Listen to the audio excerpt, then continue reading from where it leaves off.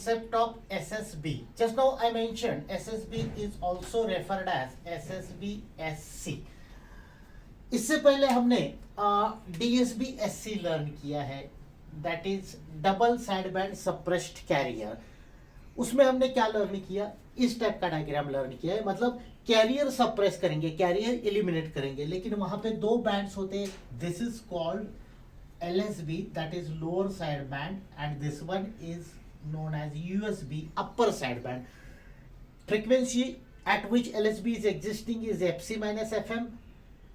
Corresponding frequency of USB is FC plus FM.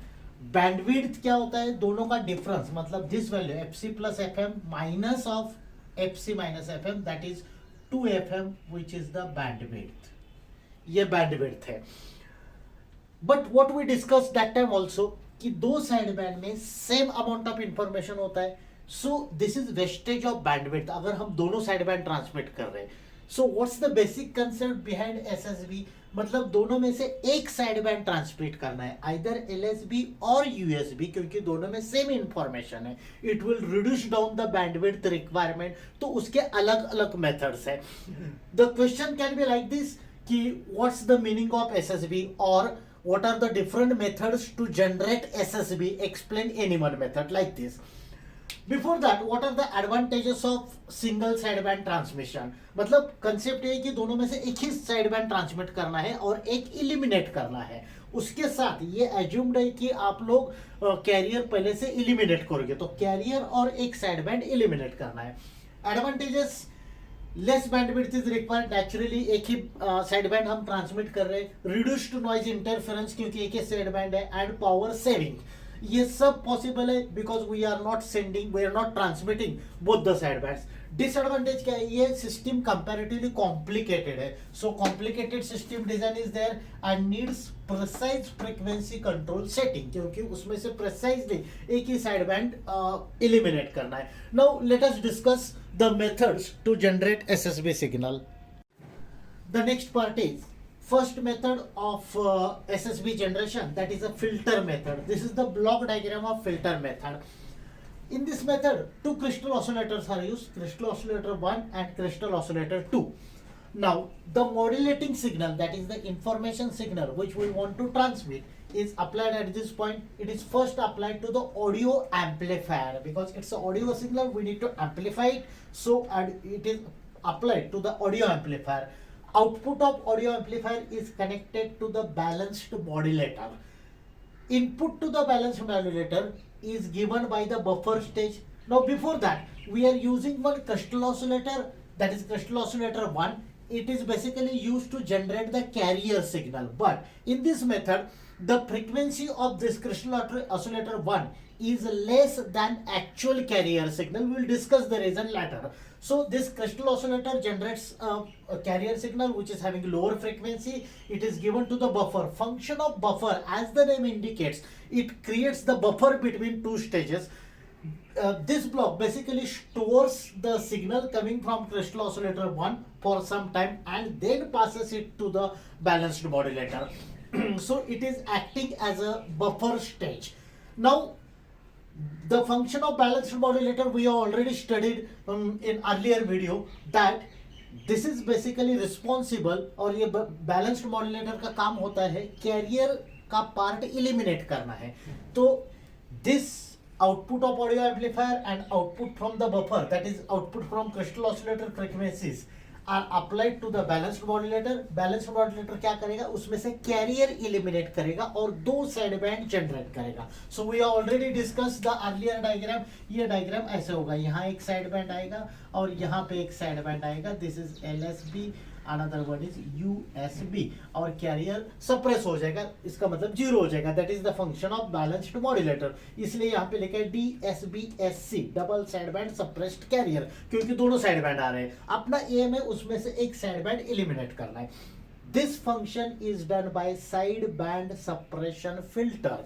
अब ये जो फिल्टर है वो क्या करेगा, उसमें से एक साइड बैंड के लिए, दो साइड बैंड है अपने पास, एक साइड बैंड के लिए हाई एटेन्यूएशन क्रिएट करेगा। जिस हाई एटेन्यूएशन मतलब in simple language high resistance create करेगा, उसकी वजह से एक पास बैंड पास नहीं होगा आगे, और दूसरे पास बैंड के लिए, दूसरे बैंड के लिए, दूसरे साइड बैंड के लिए ये लो एटेन्यूएशन मतलब फ्लैट रिस्पॉन्स प्रोड्यूस करेगा। जैसे नॉर्मल केस में अगर हम लोग लो पास फिल्टर का डिजाइन कंसिडर करते हैं, I am just explaining the basic concept, तो लो पास फिल्टर का आइडियल आउटपुट ऐसा होता है, मतलब जीरो से लेके कुछ फ्रीक्वेंसी तक, let us say FC, it is this FC is no way related to this block diagram, तो यहां से यहां तक सिग्नल पास हो जाता है। इसके बाद का जो पोर्शन है ये एटेन्यूएट हो जाता है, इससे पहले भी नेचुरली एटेन्यूएशन है। तो ये जो साइड बैंड सप्रेशन फिल्टर है, फिल्टर ये एक सिग्नल को एटेन्यूएशन प्रोवाइड करेगा और दूसरे सिग्नल को फ्लैट पास बैंड प्रोवाइड करेगा, मतलब दैट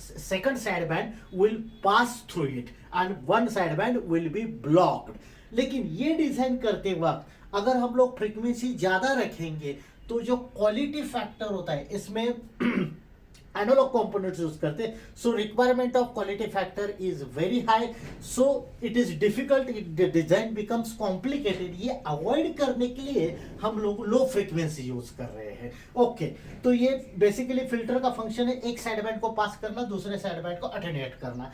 तो इसके जो आउटपुट है साइड बैंड सेपरेशन फिल्टर का वो आएगा SSB, that is single side band, मतलब एक साइड बैंड एलिमिनेट हो जाएगा। लेकिन ये लो फ्रीक्वेंसी आउटपुट है, जैसे मैंने अभी अभी एक्सप्लेन किया, पर्पजली हम लोग लोअर फ्रीक्वेंसी प्रेफर कर रहे हैं ताकि डिजाइनिंग कॉम्प्लिकेटेड ना हो जाए, designing of filter.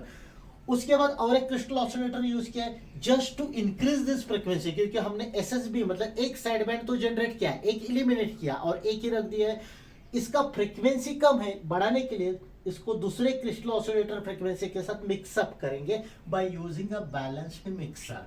This particular stage is known as up conversion of SSB. And finally we'll be using one amplifier, just as the name indicates, it is used to amplify the signal. So finally you will get the output as single sideband and suppressed carrier. What are the advantages of this method? ये method simple है. Second, phase shifter is not required. It is simple compared to other methods. Phase shifting की जरूरत नहीं पड़ती, क्योंकि phase जब signal हम transmit कर उसमें फेस शिफ्ट नहीं आता है, तो artificial phase shifter is not required. Disadvantages, heavy circuit लगता है और लार्ज साइज होता है, not possible to generate any required frequency, उसके कंस्ट्रेंट्स है, लिमिटेशंस है। And third, needs frequency up conversion, जिसका कंसेप्ट मैंने अभी अभी एक्सप्लेन किया। The next method is phase shift method, which is used to cancel out one sideband. This diagram shows the method which is used to cancel out lower sideband and keep upper sideband. Our aim is to just keep one sideband and eliminate other sideband. As I said, this connection, this block diagram shows the elimination of lower sideband and keeping upper sideband. This is the modulating signal. Many times it is amplified using suitable audio amplifier. This signal I have written it as cos omega mt. It is a cosine wave and its frequency is omega m, angular frequency. M indicates modulating signal. Now we are using two phase shifters, 90-degree phase shifter here and here, as well as we are using two modulators, two balanced modulators, M1 and M2. One for, you can say one for upper sideband, another for lower sideband, and so on. Okay. Now this modulating signal is cos omega mt. It is directly applied as one of the inputs to balanced modulator M1, and it is applied, the same signal is applied to this 90-degree phase shifter. So after this, output of this 90-degree phase shifter will give you a signal cos omega mt plus 90 degree. This signal is cos of omega mt plus 90 degree. Very simple. Original signal was cos of omega mt. 90-degree phase shift is added. Now it is given to the balanced modulator. Here we are using carrier source which generates carrier signal. It is given as cos omega ct. Now this carrier signal is directly applied to balanced modulator 2, whereas it is given to the 90-degree phase shifter. So output of at the output of this 90-degree phase shifter, you are getting cos of omega ct plus 90 degree. Now in short, for balanced modulator M1, we have two inputs, cos omega mt and another cos omega ct plus 90 degree. for balanced modulator M2 we have two inputs, one is cos of omega mt plus 90 degree, another input is cos of omega ct. Now like the previous case, the function of balanced modulator is to eliminate the carrier signal, to suppress the carrier signal. So you are getting output V1 as the output of M1 balanced modulator 1 and output V2 as output of balanced modulator M2. Actually ये mathematical analysis करके हमें explain करना पड़ेगा, लेकिन ये theory part है तो कोई मैथमेटिकल एनालिसिस की जरूरत नहीं. ऐसे याद रख लो, ये जो 90 डिग्री फेज शिफ्टर हम लोगों ने प्रोवाइड किया है उसकी वजह से जो बैलेंस्ड मॉड्यूलेटर M1 है उसमें दो जो अपर साइड बैंड्स है, दो अपर साइड बैंड्स मतलब दो बैलेंस्ड मॉड्यूलेटर हम यूज करें. So two upper side bands are leading by 90 degree, whereas जो दो मॉड्यूलेटर्स है M1 और M2, ऐसा और सिंपल कर लो, हमें लोअर साइड बैंड एलिमिनेट करना है.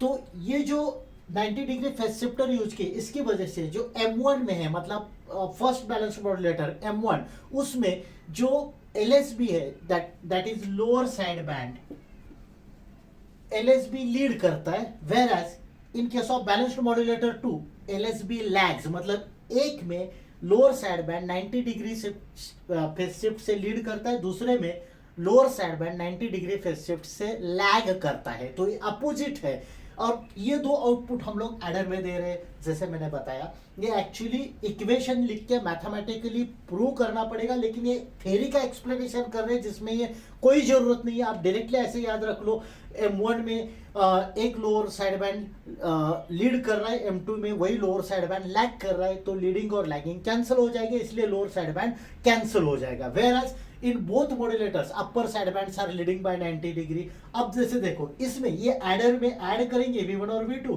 तो फेज शिफ्ट अपोजिट होने की वजह से लोअर साइड बैंड कैंसिल हो गए. उसके बाद linear amplifier as the name indicates it amplifies the signal और SSB आउटपुट जनरेट हो जाएगा.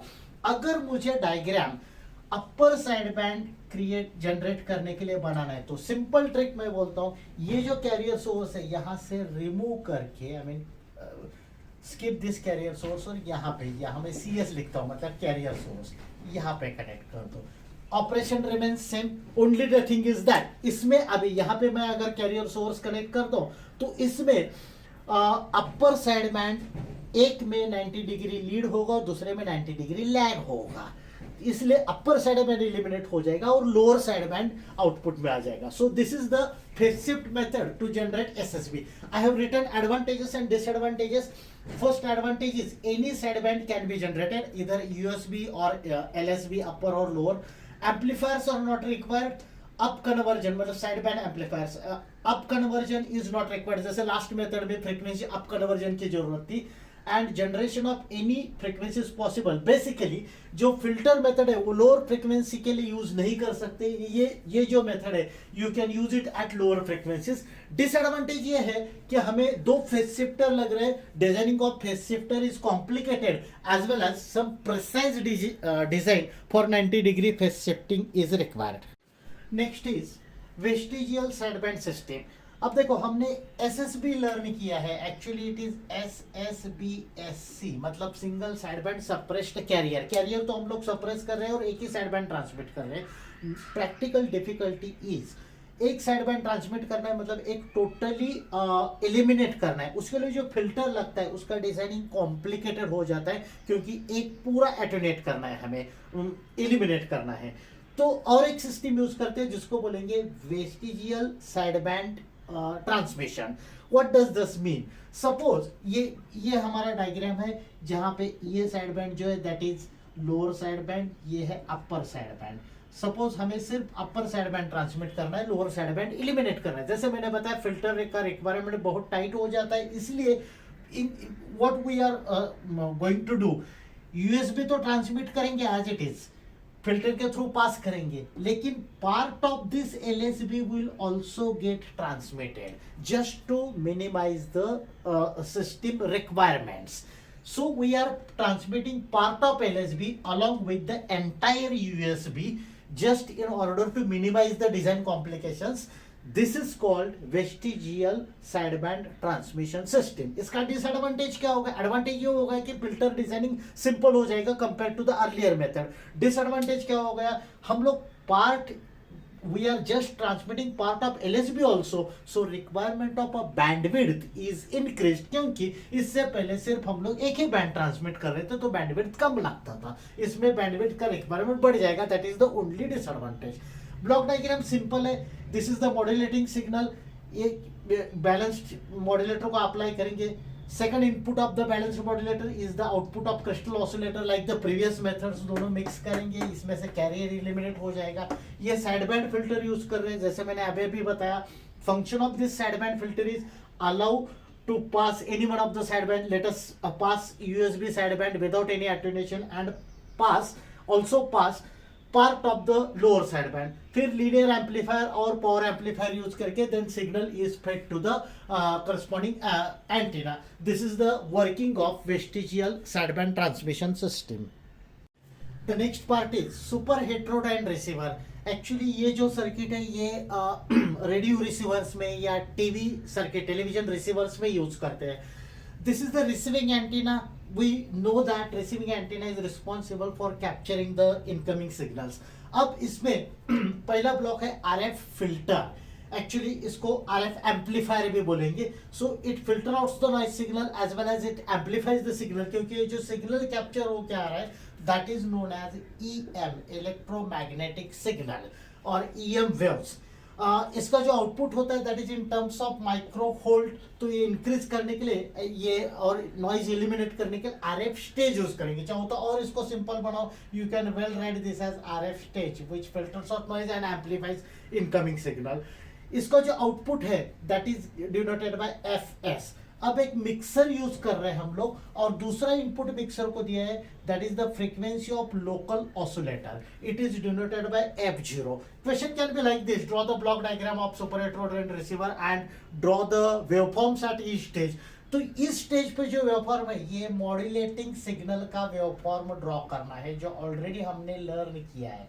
मॉड्यूलेटिंग सिग्नल का वेवफॉर्म मतलब ये जैसे ये वेवफॉर्म होता है, एक एनवलप ड्रॉ करना है, upper envelope then lower envelope and बीच में कैरियर वेव दिखाना है। इस स्टेज पे और इस स्टेज पे भी ये सेम सिग्नल आएगा। ओके, अब लोकल ऑसिलेटर का जो फ्रीक्वेंसी ये उसका वेवफॉर्म है, इसका फ्रीक्वेंसी है F0। सो एक सिग्नल मिक्सर के लिए है Fs, दूसरा सिग्नल है output of local oscillator that is having frequency F0। Mixer is a device which generates, देखो इसमें इनपुट क्या क्या है Fs और F0। It generates one frequency F0, दूसरा फ्रीक्वेंसी Fs, और it can generate F0 plus Fs और it can generate F0 minus Fs। ये इंडिविजुअल फ्रीक्वेंसी हो गए, इसको ऐसे भी डिनोट कर ले, थोड़े अलग फ्रीक्वेंसीज है इसलिए F0 dash Fs dash. This is addition of frequencies and this is subtraction of frequencies. ऐसे चार आउटपुट जनरेट होते हैं मिक्सर से। But in this case we are selecting the difference frequency, मतलब हम लोग F0 माइनस Fs ये select कर रहे हैं। अब देखो ये जो डिफरेंस है हमेशा कांस्टेंट मेंटेन होना चाहिए थ्रू आउट द ऑपरेशन, इसलिए एक और सर्किट यूज कर रहे हैं that is the ganged tuning. जैसे हम लोग रेडियो रिसीवर में एक नॉब होता है, पुराने रेडियो रिसीवर में एक नॉब होता था, इसको हम लोग रोटेट करते हैं, that is the ganged tuning. It is connected to RF stage, it is connected to the local oscillator as well as it is connected to the mixer. तो यू ट्यून करके हम लोग ये जो डिफरेंस है F0 minus Fs का constant रखते हैं। Next, output of this mixer which is F0 minus Fs is applied to the IF amplifier. ये जो सिग्नल आ रहा है मैंने कैसे बताया, जो मिक्सर का आउटपुट है हम लोग डिफरेंस आउटपुट सिलेक्ट कर रहे हैं, that means we are selecting F0 minus Fs। इसको बोलेंगे IF इंटरमीडिएट फ्रीक्वेंसी। ये जो डिफरेंस है that is IF which is F0 minus Fs, so it is amplified using a suitable amplifier which is IF amplifier। अब इसका output दे देंगे हम लोग डिटेक्टर को, ये एक्चुअली AM डिटेक्टर है, यू कैन वेल सिंपली से it is a detector. It is also called a demodulator, मतलब डीमॉड्यूलेट करना है, ओरिजिनल सिग्नल यहाँ से एक्सट्रैक्ट करना है, बाहर निकालना है। So output waveform of AM detector और simple detector is like this. अब इसका आउटपुट दिया है ऑडियो एम्पलीफायर और फिर पावर एम्पलीफायर का, and its output is given to the loud speaker. अब देखो यहाँ पे जो एंटीना सिग्नल रिसीव कर रहा है उसमें बहुत सारे डिस्टर्बेंसेस हो सकते हैं, लेकिन आपने एक बार रेडियो रिसीवर का एक वॉल्यूम सेट कर दिया तो that volume should maintain constant irrespective of variations in the incoming signal. इसके लिए एक सिस्टम यूज करते हैं जिसको बोलते हैं AGC, automatic gain control. This is the feedback, actually feedback signal taken from the detector और उसका कनेक्शन अप्लाई किया आईएफ एम्पलीफायर, मिक्सर और आरएफ स्टेज को। तो ये ऑटोमेटिक गेन कंट्रोल करता है, ऑटोमेटिक गेन प्रोवाइड करता है, ताकि अगर उसमें इनपुट सिग्नल में फ्लक्चुएशंस भी आ गए तो output remains constant. So this is the working of super heterodyne receiver which is used in radio receivers and television receiving circuits. Now the last and most important part of this unit is some definitions which is called characteristics of super heterodyne receiver. First is sensitivity. These are simple definitions. It is the ability of radio receiver to amplify weak signal. Weak means the signals which are having less strength. That is in terms of, it is measured in terms of microvolt and decibels. Then selectivity. It is ability to reject unwanted signals. It decides adjacent channel rejection. बहुत बार ऐसे होता है हम लोग tuning कर रहे हैं radio receiver का, मैन्युअली ट्यूनिंग कर रहे हैं तो एडजेसेंट चैनल भी ट्यून होता है और मिक्सिंग हो जाता है। तो ये जो है सिलेक्टिविटी, ये पैरामीटर डिसाइड करता है कि जो एडजेसेंट चैनल है उसको कितना परसेंटेज से रिजेक्ट करना है।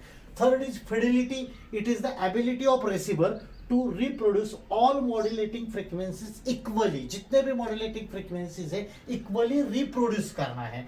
And last is image frequency. Basically image frequency is unwanted frequency. It is addition of signal frequency fs, जो ब्लॉक डायग्राम में हमने देखा था, signal frequency fs and 2 times intermediate frequency that is if. इसका addition होके जो frequency आता है उसको बोलते हैं image frequency. There is one more term that is image frequency rejection ratio, मतलब इमेज फ्रीक्वेंसी जो तैयार होता है उसको रिजेक्ट कैसे करेंगे, that is the function done by RF amplifier which was the first block after the antenna in super heterodyne receiver. So these are the 4 important parameters related to super heterodyne receiver. Dear students, that's it.